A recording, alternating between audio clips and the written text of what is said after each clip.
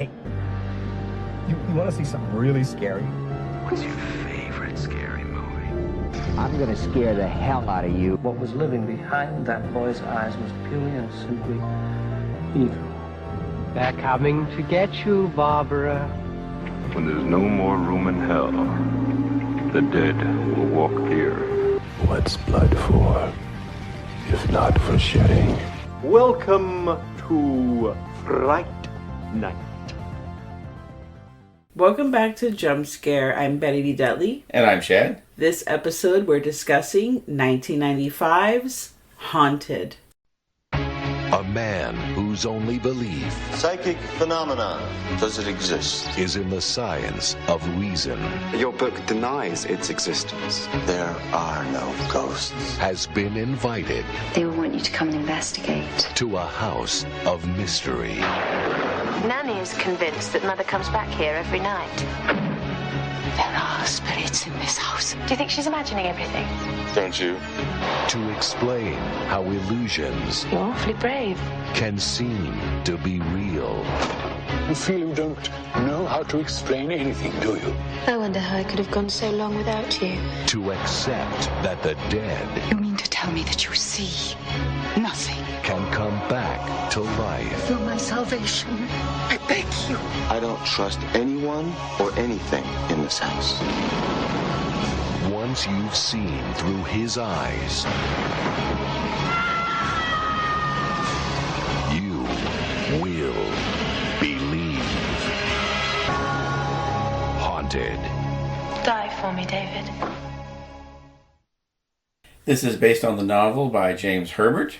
He's written quite a few things. His debut novel was one called The Rats. I'm not sure if it's the same Rats that we covered, but I'll look that up later. He's also written a lot of from the 1960s up through the 1980s. He had a lot of hit novels. There's quite a few people you would recognize in this movie as well. Aidan Quinn. Aidan Quinn. Okay, just checking. For those of you who might know who that is, he is from Practical Magic. That's he's done a ton of other stuff. An Irish actor. You would know him from Desperately Seeking Susan, Benny and June, and Practical Magic, amongst many others. Kate Beckinsale, who was 22 in this film. I think this is like her second or third film. Yeah, she's very young in this. Very young. She also is in the film. And you would know her from my favorite film of hers, Serendipity. Underworld. Or, let's not forget, the Total Recall remake. Okay. She also was in Emma. Oh, yeah. Literally the following year, she was Emma. And last but not least, or not actually last for me, because then Chad will take over for the rest of the individuals. Anna Massey, who is playing the nanny in the film. She actually won a BAFTA for Best Actress, which is the equivalent for an Oscar over there in England. And she was in Peeping Tom, which is like high up there for like horror, right? Yeah. You have to watch Peeping Tom because that's a classic. And in Alfred Hitchcock's Frenzy. She was, awarded many awards. She actually was appointed Commander of the Order of the British Empire for services to drama. So she has a lot of accolades under her. She had a lot of accolades because she passed away in 2011. Wow. This film also features Anthony Andrews. He's a British actor you'd recognize from Brideshead Revisited. He's been in several Agatha Christie adaptations. He was in The King's Speech as well. And I do remember seeing this in the 80s. There was an adaptation of The Scarlet Pimpernel that was like a very faithful adaptation of the story, and he was in that as well. And we also have Sir John Gielgud, who was in every damn thing that was made from about 1960 to when he died in around the year 2000. You would recognize him from a lot of different movies. He was in Murder in the Orient Express. He was in the Kate Blanchett version of Elizabeth. He was in Merlin, the one with Sam Neill. R.I.P. Yes, who just recently passed. He's been in Hamlet. He was in Dragonheart. He was, I mean, when he passed away, he was like, what, 90? 96. He was 96. So he done some movies. And he has 140 credits listed to his name. Wow. So chances are you've seen him in something. He's the very tall, thin, older man. He was also the butler in Arthur with Dudley Moore. So that's where a lot of people would know him from. R.I.P. To all these people. To not all these people, to most of these people. So this film follows David Ash, who is obviously played by Aidan Quinn. He's a skeptical professor who travels to a remote English countryside estate to debunk. Well, hold on, to debunk a nanny's claims of ghosts. So yeah, that's basically the gist of the film. Yeah, and you see him at the beginning. You see him going and debunking the psychic that she does. She's going and she's doing a seance, and she's like, "Oh, Charlotte, I'm Charlotte. Is someone here named David?" And he's like, "Yes, that's me." Because of course they get the guest list of people that are coming. Yes, of course. And then she tells him all these things that he's like, "Is my Aunt Lily there?" He's like, "Yes, your Aunt Lily is here." How's her hip? And all this. And he's like, "I never had an Aunt Lily. She never broke her hip, and my mom's name wasn't Charlotte." Yes. And then he goes and he literally pulls the curtain back like Wizard of Oz style and Mm-hmm. shows the guy that's got the fog machine and everything hidden back there, and then pulls the old lady out from behind the mirror that's all dressed up like with her face painted in the white gown and goes, "Oh, hello, mother." And everyone just immediately turns on this psychic lady and is like, "You cheating bitch," and just goes after her. So that's his thing, is debunking psychics. Debunking psychics on the side because he's a professor and he's a writer. He wrote a book about debunking paranormal activity. He doesn't believe in all that. And I mean, I hate to say spoiler alert, the movie is from 1995. Yeah, we're going to talk about some things in it. If you think you're interested in seeing it, come back after you've watched it. But so we're going to be a little spoilerish on this one. I think after 20 years, you can't really be too mad at us for talking about spoilers in a movie. Yeah. P.S. Darth Vader's Luke's father. Wow. And Psycho, it was Anthony Perkins the whole time. Okay, first of all, I think a lot of people don't know that. They're like, Psycho, what's that? Okay, so of course, like in all things, this movie follows the narrated at the beginning by Aidan Quinn's character. Yeah.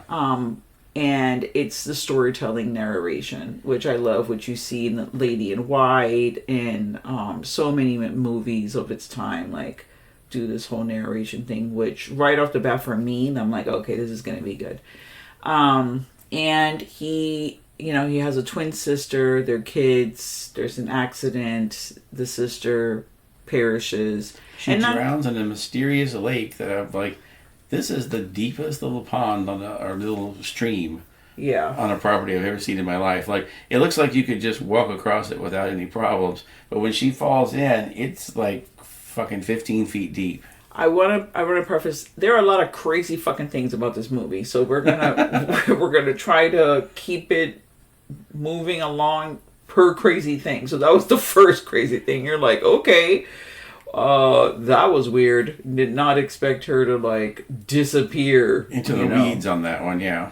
And that kind of trauma. He grows up. He becomes a parapsychologist. Yeah. So, so he gets this call to go over to a remote countryside, and he shows up, and of course, very like Casablanca-ish, out of the fog. He's at the train station. The train station steam. Out of the fog appears Kate Beckinsale. Yeah. Oh, hi. Sorry I'm late. Which I'm like, he got off the train 30 seconds ago. I don't think you really considered late until he's had to actually set his suitcases down and sit down, He's still standing there, so you're on time. Yeah. She picks him up. they go back to the house in a very crazy, she drives like a maniac. Like she jokes that she just learned to drive like literally the day of, but was it a joke? I'm not sure it was.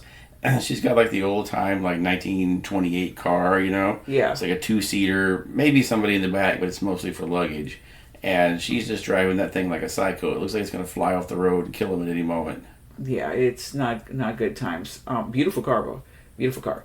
So they show up in this house, which is massive. I mean, it's a huge estate. And yeah, this is like Downton Abbey sized place. 100%, yes. He walks in, he's enthralled with just how gorgeous it is. Like, it's just beautiful in there.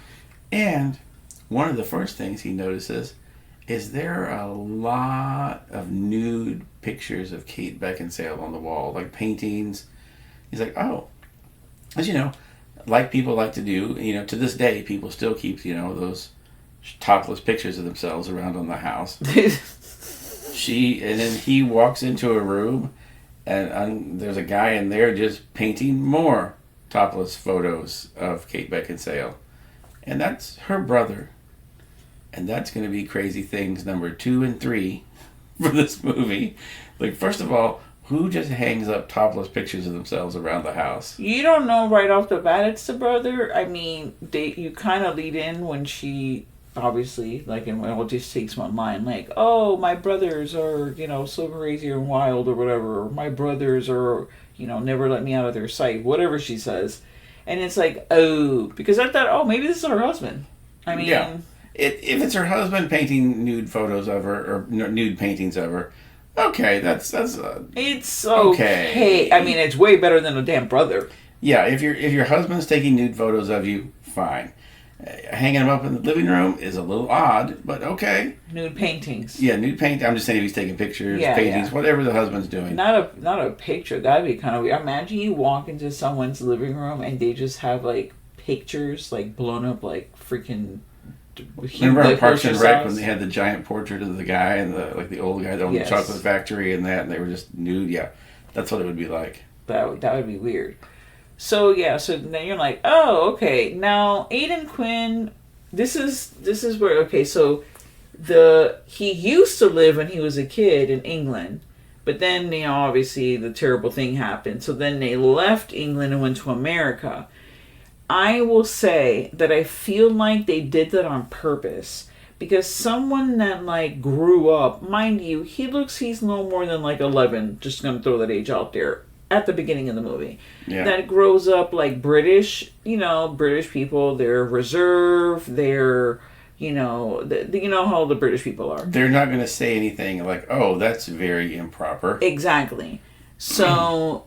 Then him going to, obviously, America, then he's literally grew up more in America than he did in England. Mm-hmm. But I felt like they just threw that in there because any American in 1928, I feel, even like super like, oh, I have like etiquette and all that, I feel like would have probably made a very crass comment about like, hey, I don't have any nude paintings of my sister back at home. Like, they would have said something, I feel like. Yeah. Especially if you like it would have kind of hit Aidan Quinn, like, oh, I never painted my sister in the nude like this. This is kind of weird. Yeah, it's very strange.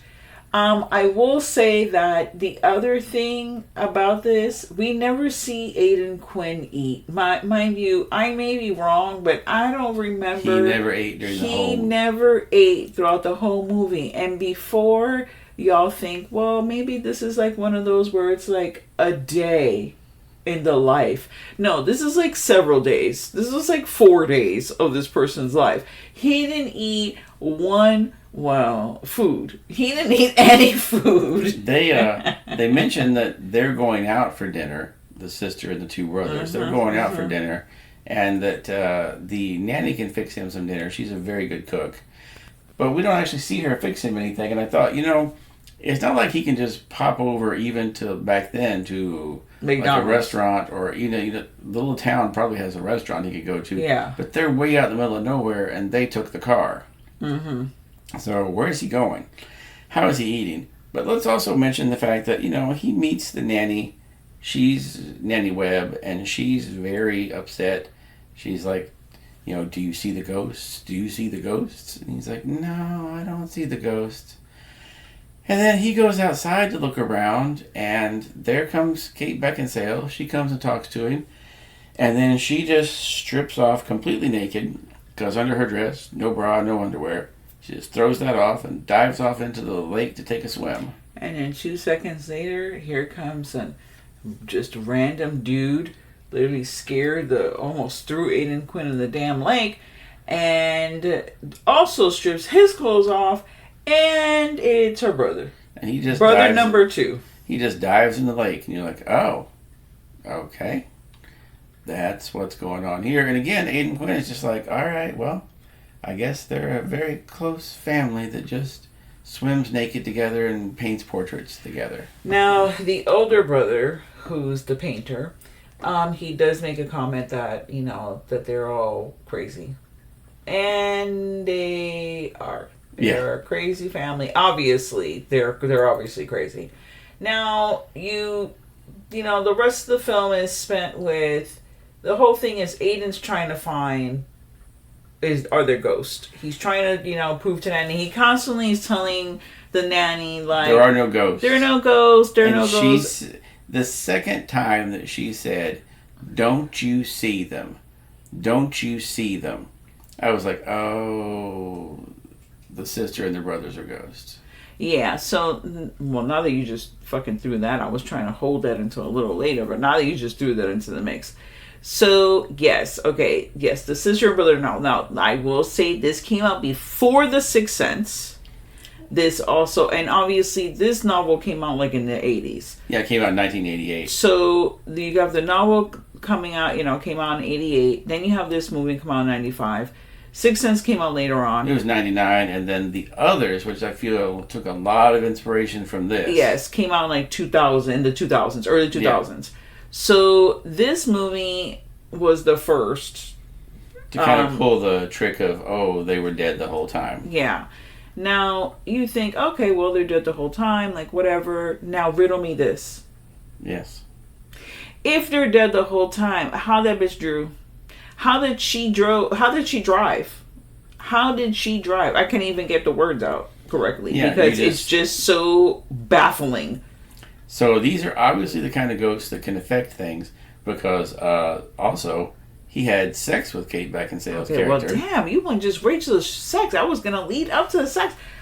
Okay. So yes, that also happens. But I want the sex is going to be like a whole part of the podcast. So we should have probably discussed that this was going to be like a whole thing because I'm going to be harping on the sex thing. Yeah. Before you go to the sex, let's talk about the driving. So obviously she's a terrible driver because she's a fucking ghost. Also, if someone was looking at them drive, then they would have just seen Aidan Quinn like just sitting in the car. Yeah. Car, like the car was driving itself because she picked him up at the station when no one was around. Okay, well that's convenient. And she took him to the thing, and I get the feeling like a lot of people don't go there a lot, so maybe they kind of timed it out, like you're going to arrive there at this point when no one's going to be around. They're going to pick you up, but they are out in the middle of nowhere, so luckily for them they didn't have to worry about that. Who was maintaining that car? Who was putting gas in the car? The ghost was putting gas? The nanny obviously wasn't. She was like freaking 100 years old. She wasn't freaking putting gas in the car. But okay, fine. So there's that. There's a lot of things in the film that it's one of those for me. Am I going to go back and rewatch it again like people did after they watched The Sixth Sense so you can like notice all the things? Like, oh yeah, that. Because it wasn't until... Like, yeah, things were weird, but I didn't catch the whole thing about her asking about her seeing the ghost. That didn't dawn on me, like, right at that moment, like, oh, yeah, they're ghosts. It came from me a little later, because, like, you see them interacting. They're all talking. Like, then I'm like, is the nanny talking to them? And then there were times where at least one of them was in the room, but then the nanny was being affected by ghosts that we couldn't see. Mm-hmm. So the whole thing, they did it very clever. It was very clever. And it was very effective. And obviously you have, Anna Massey putting on the show because she delivers a great job to convince a great performance. She was being haunted by these people. Yeah, and she looks very unwell. They even called the doctor over, and she's terrified of the doctor. Good, and what threw me off with the doctor was he was setting little traps for people around the house to see if it was a person that would do this, and he set like a little tripwire up so when someone walked through, if they tripped it. Obviously, if you're a ghost, you're not going to trip the wire. The doctor came through, and he set off the tripwire. He sure did. Which, obviously, they can affect things as ghosts in this. I'm not sure why the doctor was also a ghost. Or was that just one of the other ghosts pretending to be the doctor?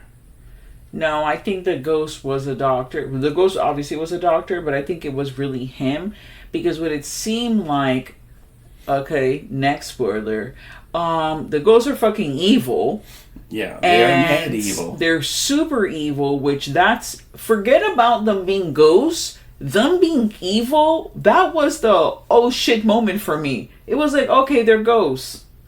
But like evil ghosts, like not even evil. We're gonna use a stronger malicious. Like they were malicious ghosts. Okay, so the nanny tells Aidan Quinn, okay, that their parents, the kids' parents, they died in India. And later on, in some random events, because at the same time, there's a fuckery with the ghost going around where he's trying to prove, like, this is all like a trick, and one of the brothers is, like, putting on a show, because that's what he's been used to. All his years of going to all these kinds of seances, haunted houses, whatever. He's convinced that one of the brothers is just fucking with the nanny. It's somebody doing these things, right? It's someone holding the door. It's someone, pulling the string on the rocker so it can move. That kind of shit. Which reminded me of that movie, The Ouija 2. Oh, yeah. That yeah, it's such a good movie because it shows you like how they manipulate and all the tricks. It's great. But yes, so after all of that, you find out that the mom literally came home early, just randomly, and she walks in to her children. The younger brother is drunk out of his mind, and the brother and the sister are like either they're fucking or they're making out. They're doing something they're not supposed to be doing as brother and sister. We're gonna assume that they're probably fucking, right? Yes. And she sees that, loses her mind, and commits suicide in the fucking lake. Like, just throws herself in the fucking lake. Yeah. That was too much for her. And then the nanny's like, oh, damn, what the fuck? She decides, yeah, I'm gonna just burn this whole motherfucking house down. She locks the kids in the bedroom. And when I mean kids, they're probably like teenagers. They're kids, but they're teenagers or they're in their 20s. 14 or so. I don't know, because how do they age? That's the part that didn't make sense. But okay, never mind. So then she locks them in the... Well, now, to be fair, it said on the tombstone. Oh, it did have that she was 21. Okay, so yeah, so they were of age. So yeah, they were more than teenagers. I forgot about that. They were adults. Yeah, but still, not supposed to be fucking your sister. Yeah, especially with the other ones watching. Yeah, when the other brother's watching drunk. Yeah, that's super creepy. Yikes! And then she kills them. She murders them. So back to me thinking why the doctor is a ghost, because this is literally how we got to this. The doctor's a ghost because they're trapping fucking souls in there. Like, they're that malicious. They have the nanny. They will not let her go. They're like torturing her because obviously she murdered them, right? But the older brother is the one that manipulates the other two, and he's the one that's super malicious. And Dave, obviously, that's all they know. And they fall under his trap, yeah. Yeah, back in those days, the dad probably was never home. He's there traveling. The mom's off in the society doing her things. Because when they show, the house is very Downton Abbey, like you said. It was spot on. When they show the nanny in the kitchen, if you've seen any freaking British drama, anything where there's a household, you see that kitchen, that was like the servant's kitchen. That kitchen was huge. Like, that was supposed to hold a lot of people doing different things. The stove was like all the fucking wall. The back wall was all stove. Like, it was like multiple stoves in that wall. So this was a full-time like serviced house. And the thing that threw me off, because I did question that, I said, why is everything covered in a sheet? Every room has things covered with sheets. And I mean, because I do watch a lot of those, I'm like, they only do that when they go on vacation or it's the winter time, like when they're out of the house. It's so cool because when Aidan Quinn has sex with Kate Beckinsale, and you said that very inappropriate thing about his jizz going through the sheets, because she's a ghost, right? I'm sorry, I can't get over the ghost sex. The ghost sex is just too much for me. Must have been good. How did he have sex with her? Now, when this is like when you're watching a time travel movie and you have like those very intense people that are like, you know, they're explaining to you like what time travel's about and how this doesn't work and that doesn't work and all that. There's a ghost person out there. Is it me? I don't know. I'm going to tell you right now. There were no ghost rules. These ghosts knew how to do all kinds of things. They were fucking ghost witches. They knew how to manipulate the weather. They knew how to freaking manipulate rain, wind. They know how to freaking make you hallucinate. To the point where you feel the heat from the fire, okay? They were able to drive. They were able to have sex. They were able to dance. Also, during the sex scenes, these ghosts were able to become other people briefly. Because it was very obviously not Kate Beckinsale during part of that sex scene, and it was not Aidan Quinn during some of that sex scene either. You messed that up. You should have said it was not Kate Beckinsale, and it was very obvious that it wasn't Aidan Quinn, because I'm looking at Aidan Quinn like with his eyes closed, right, in the bed, and then I'm like, wait, that's not Aidan Quinn. That's another random dude who just happens to be a man that has dark hair, eyes and lips, because he looks nothing like Aidan Quinn. He looked like Rico Suave Aidan Quinn, okay? Like, how? And why? Yes, why? No, I understand why. This is what we're going to throw. Either Aidan Quinn was married, and he was like, because some actors are like that. They're like, I'm not doing sex scenes. Like, you can show me like a breakaway or like whatever, fade out or whatever. Like, it's my face and then I'm like smiling or I'm going to kiss this chick. But she's writing him. Like, this movie, it's rated R, but it's 90s rated R. Where it's like a porno. It's like softcore, like Showtime, like Skinamax. Okay? It was Skinamax. Because I was like, oh, Kate Beckinsale was like, she's seductively, like, she's on it, okay? And the guy, there was a lot. He's cusping her breast at one point. And the back of her is, I don't know. That may have been her, because why not? According to the internet, they said, I looked up some info on this one that said that she had a double for all the nude scenes. Okay, she had a double. Fine. But so did Aidan Quinn. Yeah, they left that part out. But very obvious. I have never seen anything I've ever seen a double sex scene where the dude disappears and becomes someone else for a minute. That's unorthodox. It was surreal. It was out of this world. Yeah. That's how good the sex was. He became another man. Jesus Christ. Ghost sex must be damn good when it just turns you into a new man. You hear things where they say, oh, that'll make a new man out of you. Well, damn if the ghost sex didn't.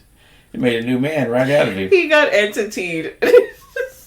He did, and he did not complain about it. He didn't. And you know, even after he's like, oh shit, this bitch is a ghost, he's still going back for more. So even after he knew she was having sex with her brother, he was still like, hey, nobody's perfect.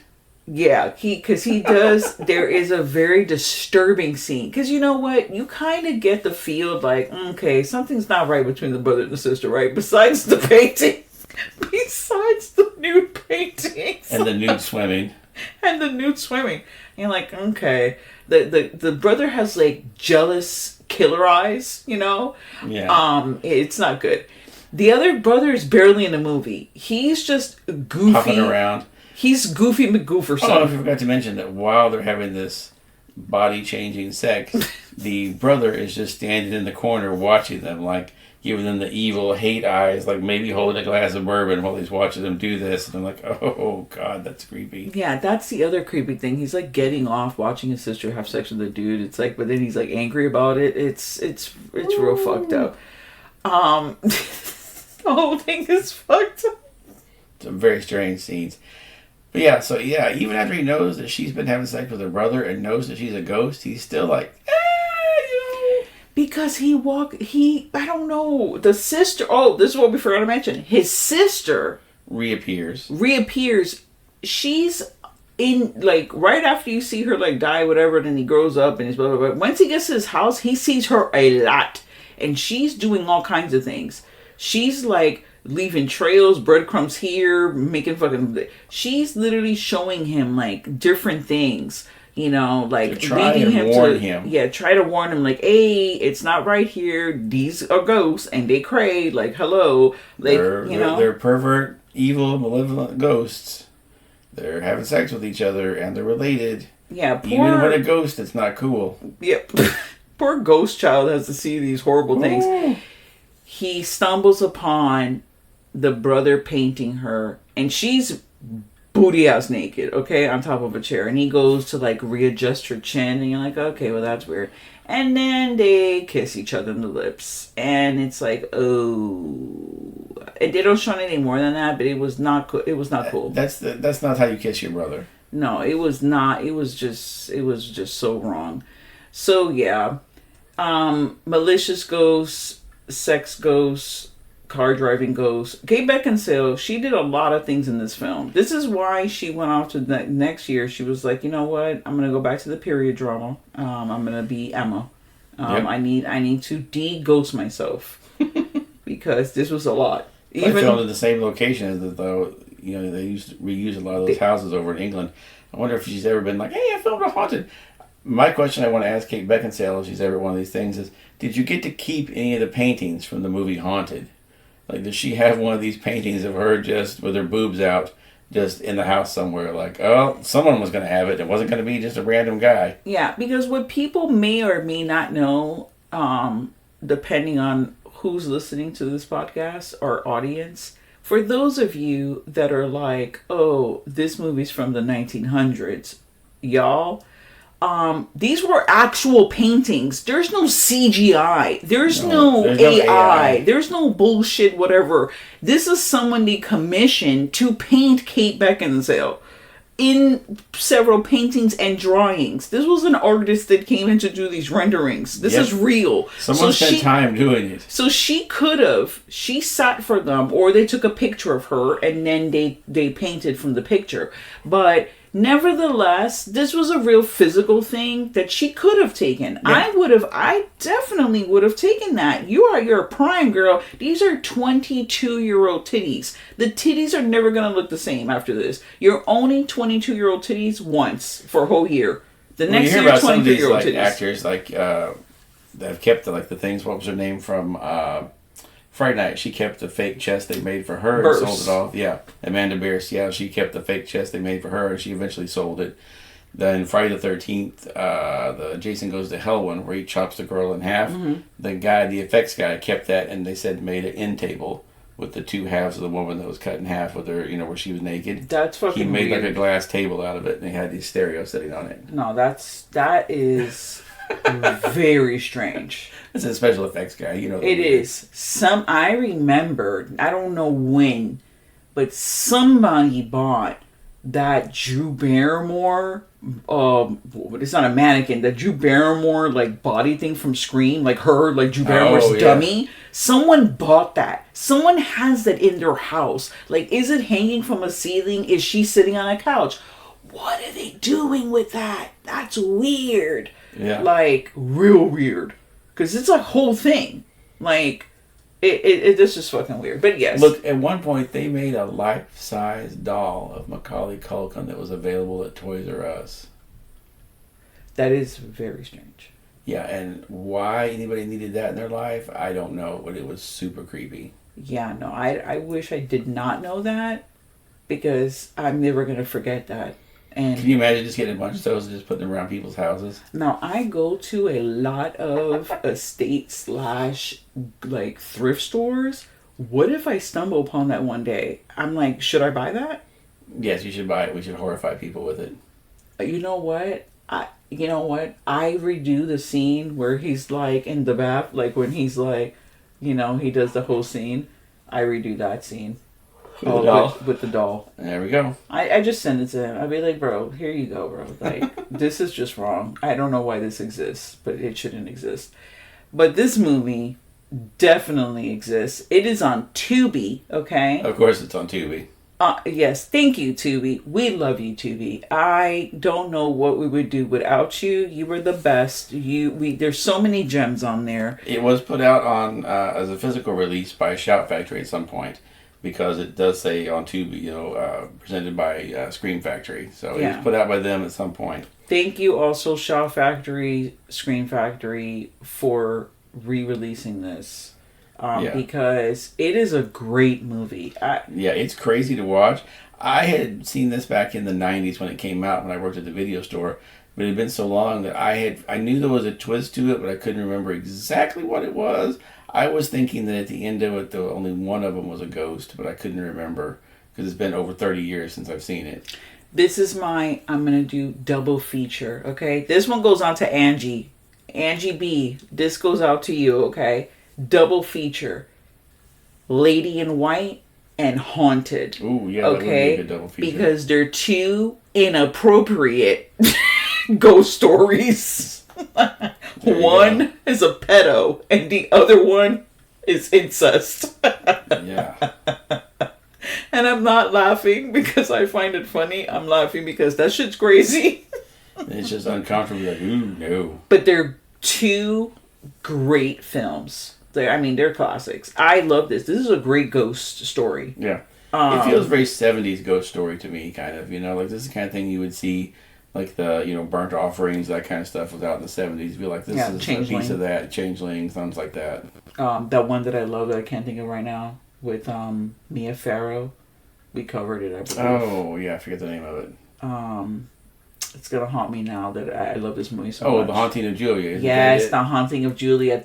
Chad, you came in thank you so much. Yeah, that movie's fantastic. Creepy AF. Okay? That's a good double feature with Changeling. The Haunting of Julia. But thank you so much for listening to JumpScare. What are we rating this one? The horror podcast. I'm going straight to the end because I give it 4 knives. Wow. All right. I'm giving it 4 knives as well. It's definitely worth checking out. It definitely is. I know. Shocking. Now I can be like, I don't remember the last time I gave 4 knives. Now you do. I really enjoyed the film, but I do have a soft spot for... this is a period piece, in a sense, because it is set in the mid-20s, 1928. Yep. Starts in 1905. It goes down to the 1900s, the early 1900s. The early part of the century. Classic. Thank you so much, and stay tuned to the horror. And now, folks, it's time to say goodnight. We sincerely appreciate your patronage and hope we've succeeded in bringing you an enjoyable evening of entertainment. Please drive home carefully and come back again soon. Good night.